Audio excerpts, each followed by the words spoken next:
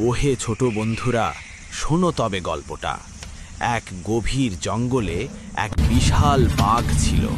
তার শক্তি দেখে সবাই ভয় পেত, আর বাঘ মহারাজও ছিল ভারী অহংকারী। সে ভাবত এই জঙ্গলে তার চেয়ে ক্ষমতাশালী আর কেউ নেই। এদিকে সেই জঙ্গলেই থাকত ছোট্ট এক ইঁদুর। সে সারা দিন শুধু ছুটোছুটি করত, নিজের খাবার জোগাড় করতে ব্যস্ত থাকত, কারো দিকে ফিরেও তাকাতো না। একদিন বাঘ শিকারের খোঁজে হেঁটে চলেছে। হঠাৎ সে শিকারীর পাতা এক বিশাল জালে ভেসে গেল। যত গর্জন করে তত জাল শক্ত হয়। বাঘের সে কি অসহায় অবস্থা! বাঘ নিজের সমস্ত শক্তি দিয়েও ছিঁড়তে পারল না সেই শক্ত দড়ি। বাঘ ভয়ে আর কষ্টে এমন জোরে ডাকতে শুরু করলো যে তার করুণ ডাক শুনে ছোট ইঁদুরটি ছুটে এলো। ইঁদুরটি কিন্তু বাঘের কথায় কান দিল না।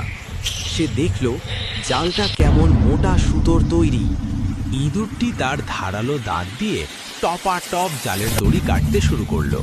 একটা, দুটো, তিনটে। তার ছোট শরীর, কিন্তু সাহস অনেক বেশি।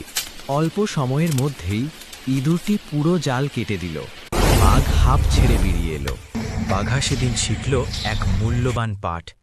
তাই বলি বন্ধুরা, ছোট হলেও কাউকে তুচ্ছ করতে নেই।